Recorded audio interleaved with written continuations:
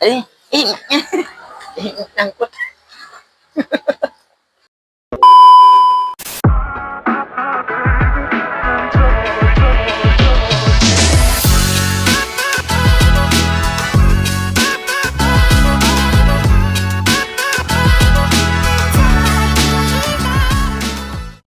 Yo, what's up guys, balik lagi sama Kang Iwan Vlog. Kali ini gue mau bikin video ya, konten tentang si Vincent gitu atau si Vios. Apakah di tahun 2026 ini Vios itu masih worth it apa enggak untuk dibeli gitu ya? Apalagi kan mobil ini tergolongnya tua. Sekaligus gue pengen cerita selama gue pakai tuh mobil selama 1 tahun, apa aja sih keluhannya dan apa sih kelebihannya gitu ya. Oke, oh ya, kali ini gue sendiri nggak ditemenin sama kameramen atau si Jamet, karena si Jamet tidak nongol ya, nggak tahu nih kemana. Oke, mungkin gue ceritanya bakal duduk-duduk aja mungkin di situ ya. Nah, di situ tuh. Oke, kita siapin dulu mungkin ya.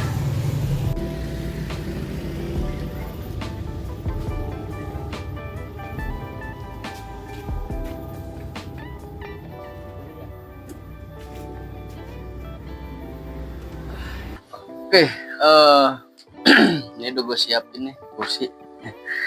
Jadi gue rekamannya sendiri ya, nyiapin tripod, kemudian kamera juga gitu ya, karena si kameramennya lagi nggak ada gitu ya. Cuman ya untuk gini apa nih, spion. Oke, ceritanya itu apakah worth it Vios Gen 1 ini di tahun 2026? Menurut gua kalau dijadikan mobil pertama sih itu worth it aja ya, karena secara tampilan mobil Vios ini masih layak lah gitu lah, masih tergolong menarik lah gitu ya, enak dipandang gitu ya. Kalau untuk ukuran sedan, kalau kita milih-milih apa ya, nah mending ya beda lagi gitu ya. Karena gua mah sebenarnya pengen sih punya mobil baru gitu ya, beli cash gitu ya. Cuman ya itu apa ya, nggak ada sesuatu hal yang buat dikontenin aja. Kan banyak tuh para youtuber ataupun content creator lain, mereka mencoba untuk membeli sebuah mobil tua gitu ya, atau mobil yang lama buat jadi bahan konten mereka. Nah termasuk ya gua ini ya sebenarnya sih 50-50 sih, ada antara buat dikontenin, antara juga ya buat jadi transportasi keluarga gitu ya. Oke, apakah worth it Vios ini? Menurut gue sih worth it. Kalau untuk Vios Gen 1 itu worth it. Kenapa? Karena yang pertama gue ngomongin kelebihannya aja dulu kali ya, habis itu nanti ngomong kekurangannya apa. Untuk kelebihannya Vios ini kalau Gen 1 ini gue ngambilnya yang Vios G ya, kan ada tuh yang tipenya yang Vios tipe E juga ada. Nah yang tipe E itu dia sama tuh kayak Limo gitu ya. Tapi menurut gue sih sama aja, cuma bedanya di sisi ini aja, paling di sisi fitur aja kali ya, mungkin itu. Nah pengalaman punya Vios Gen 1 ini kan udah 1 tahun gue ambil buat ganti si bagong. Pertama sih dapat itu kan masih full stiker di sini. Nah itu gue copot tuh ya.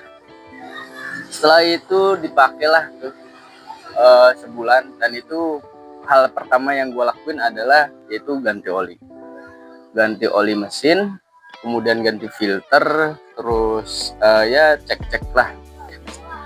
Tapi yang diganti itu cuman oli waktu itu, filter oli, terus filter udara gitu ya. Udah situ aja. Habis itu sih selebihnya ya jalan aja, nanti menyusul lah gitu ya.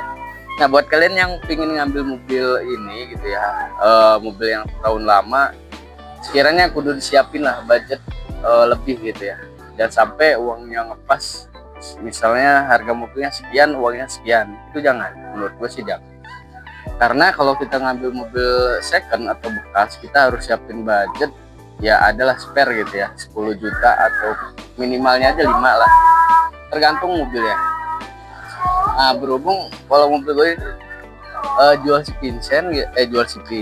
si Bagong gitu ya, ada spare budget lah sekitaran berapa gitu ya, buat gua ya memperbaiki gitu ya, artinya menyesuaikan atau menghilangkan si owner yang lama gitu, biar ciri khasnya itu hilang, biar jadi ciri khas Kang Ikhwan gitulah.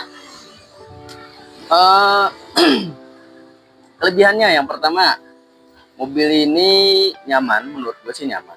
Ternyata yang waktu itu gue pakai Bagong, gue ngeliat Vios itu biasa aja gitu, sedan B aja lah, mungkin sama aja. Ternyata pas gue pakai dan gue punya gitu ya, ternyata enak gitu tuh, beda gitu antara mobil sedan dengan mobil yang modelnya Avanza gitu ya, atau yang lainnya lah kita tahu, mobil-mobil yang baris ketiga lah.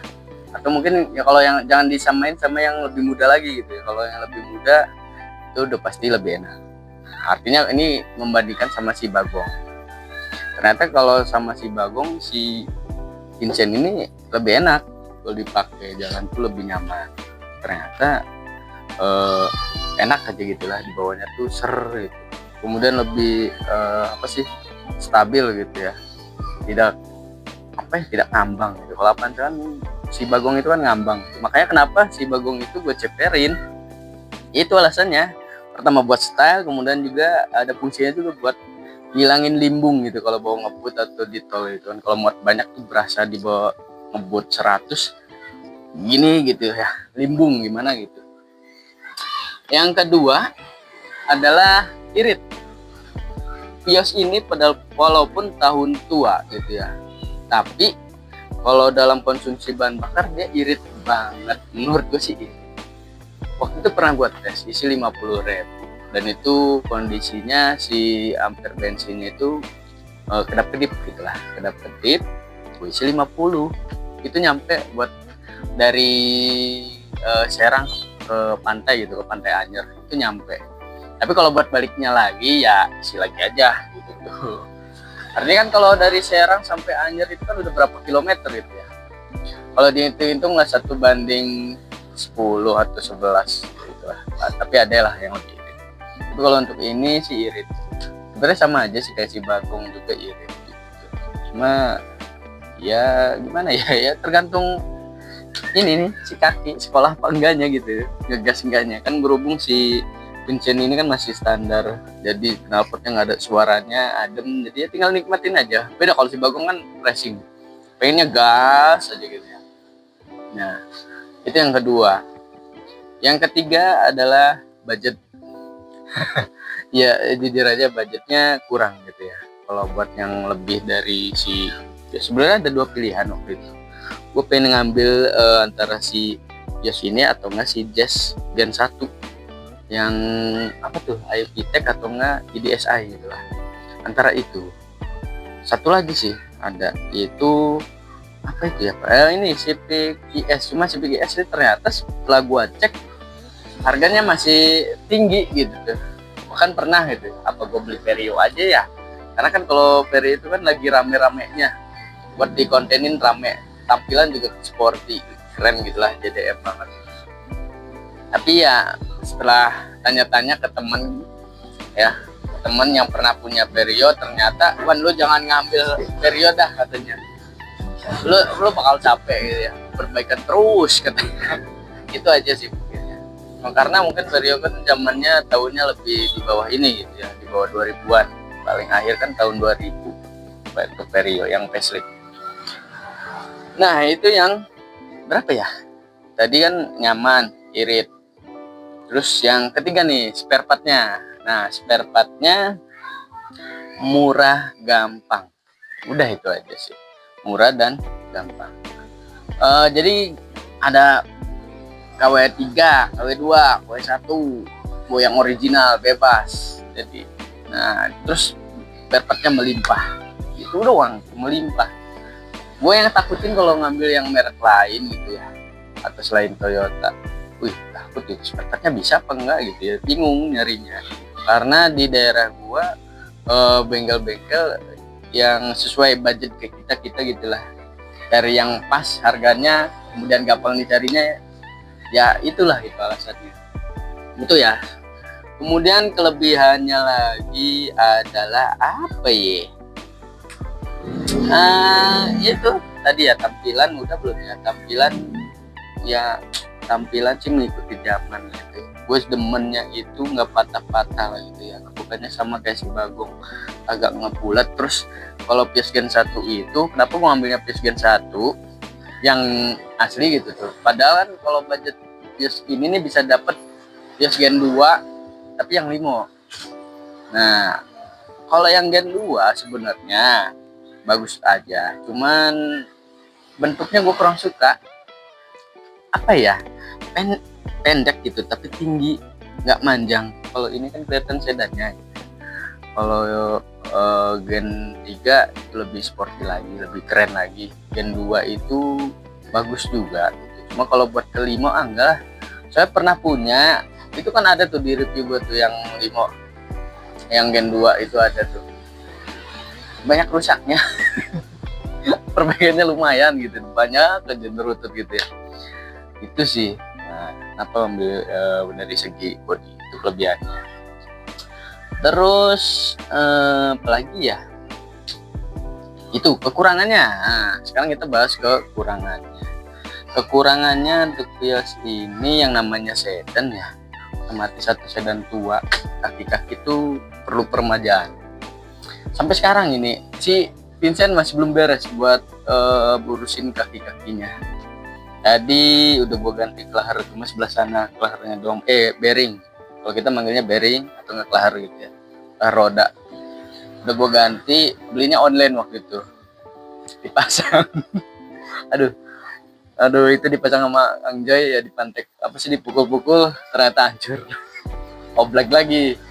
Akhirnya gue bawa lagi dah. Kalian aja lah beli di toko aja lah, gak mau beli online lagi lah.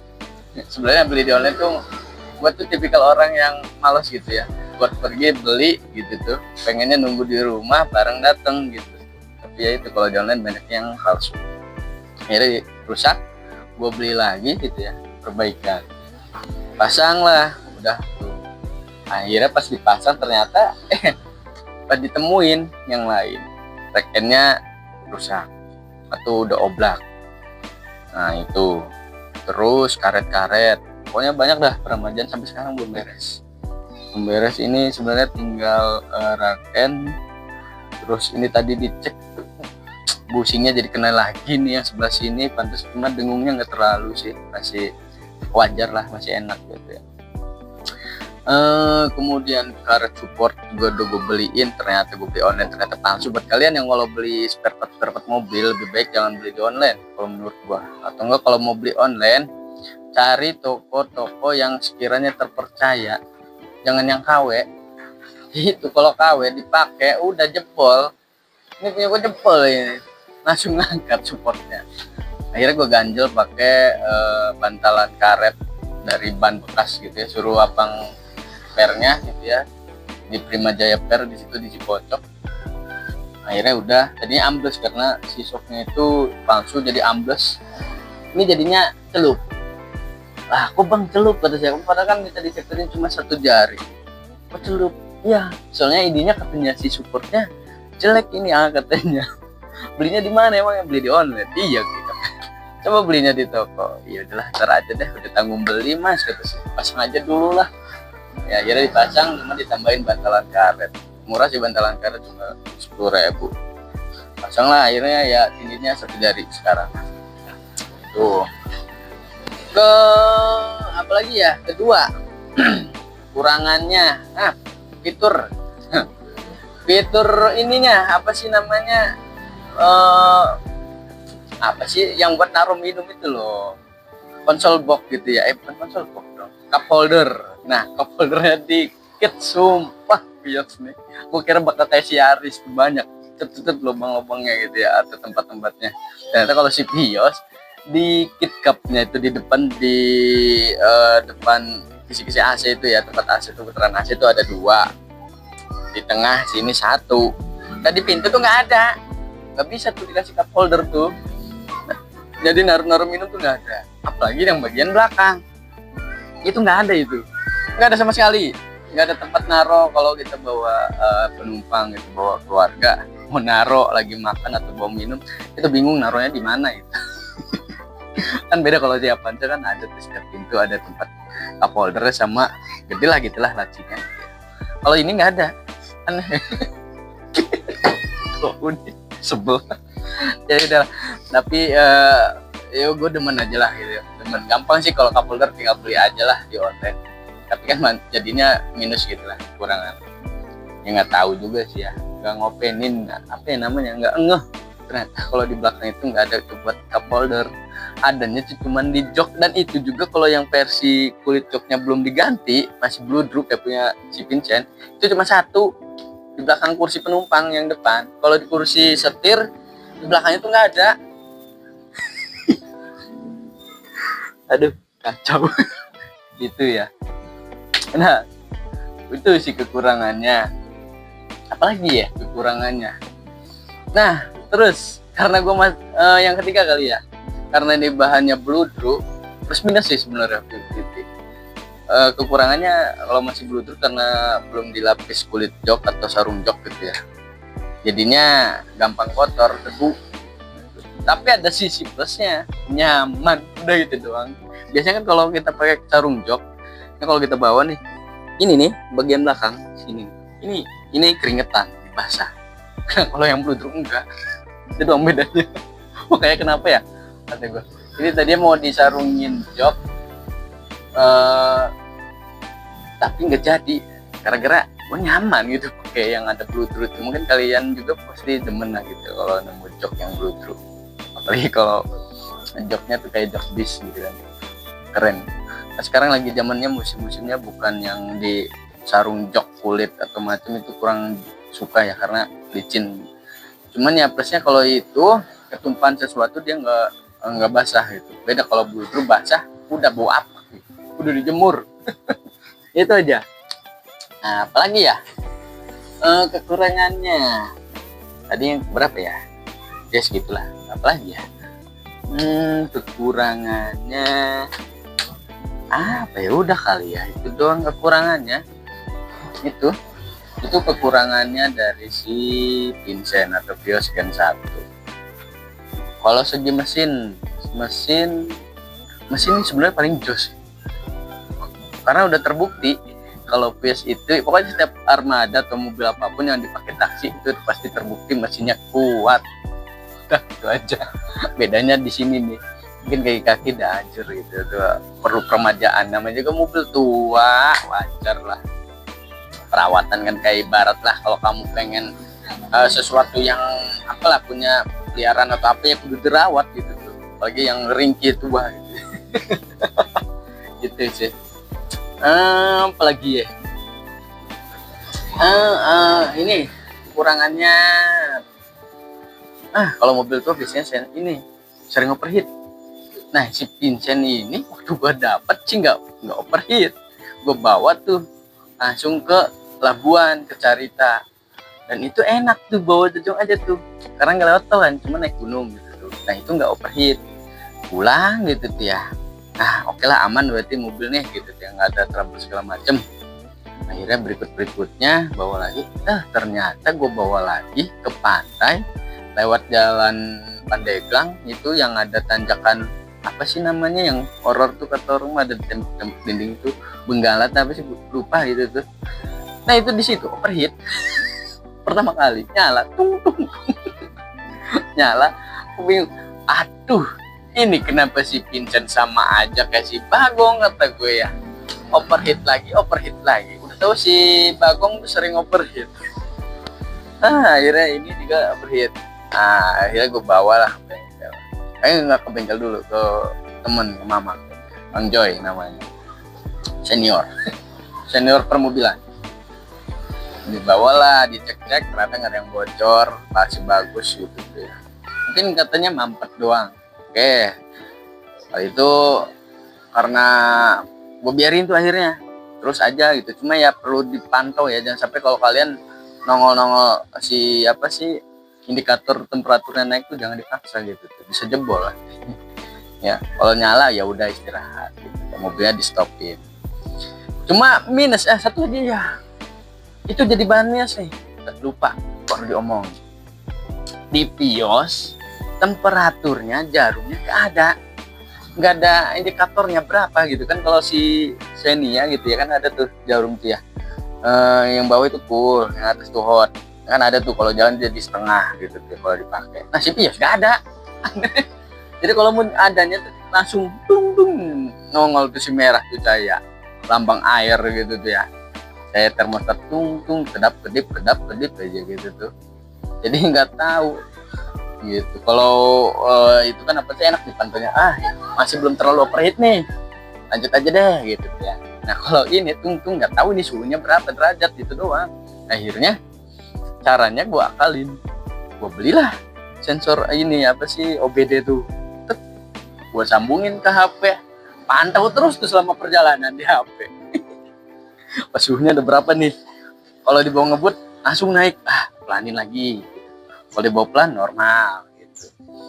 Nah tapi alhamdulillah kalau sekarang udah dikorok radiatornya, ada di videonya itu kan gue korok tuh, dikorok ternyata mampet.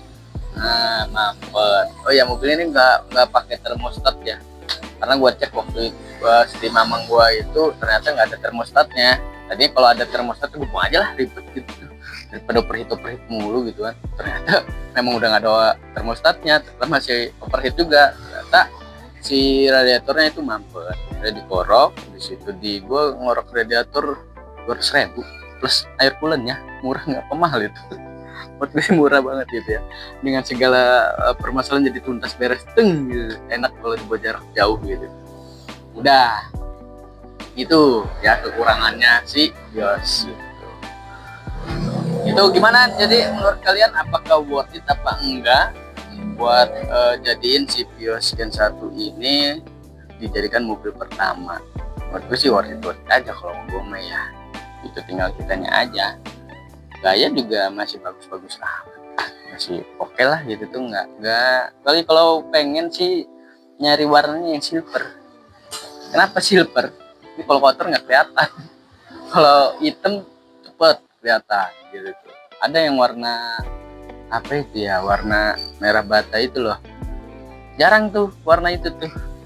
Sama biru kan, generasi ini ada 4 warna, hitam, silver kalau nggak salah, terus merah bata, atau lagi biru.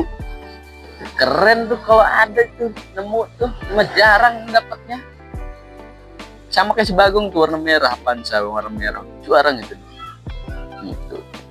Jadi ya ambil warna silver, tadinya pengen hitam, cuma kata mama nggak boleh karena ada satu lagi Vios Gen 1 yang warna hitam. Nanti kalau hitam-hitam kembar katanya gitu. Jadi sekali-kali lah ganti, jangan yang warna hitam, yang silver aja. Ya udah oke lah. Saya dapatlah si Vincent. Lu jangan ngambek mulu lu. Ya, Sen, masih gue ngambek mulu. Gitu. Oh ya guys, maaf nih kalau kemarin gue jarang upload video 2 hari atau 3 hari gitu. Gue nemenin ponakan belajar mobil Vios juga, memang gue cuma yang Matic. Ternyata kalau Matic enak ya, bawa jarak jauh nggak capek gitu. Gue jadi kepikiran ganti aja apa yang Matic ya, mungkin ya. Terus gue jual, terus gue beli nyari yang Matic gitu ya. Tapi janganlah, biarin dipelihara aja dulu gitu ya. Oke, itu aja mungkin videonya tentang worth it apa enggak sih tahun 2026 ini. Semoga video ini bisa mengedukasi kalian, kasih paham ke kalian juga gitu ya, bahwa di tahun 2026 ini masih bisa gitu kita ngambil mobil Vios Gen 1 ini sebagai mobil pertama atau worth it lah. Tapi gimana menurut kalian, apa worth it apa enggak, atau ada mobil lain? Silahkan komen aja situ. Oke, itu aja mungkin video dari gue, cerita tentang worth it apa enggak sih pakai Vios Gen 1 ini. Kurang lebihnya mohon maaf. Assalamualaikum warahmatullahi wabarakatuh. Nyangkut.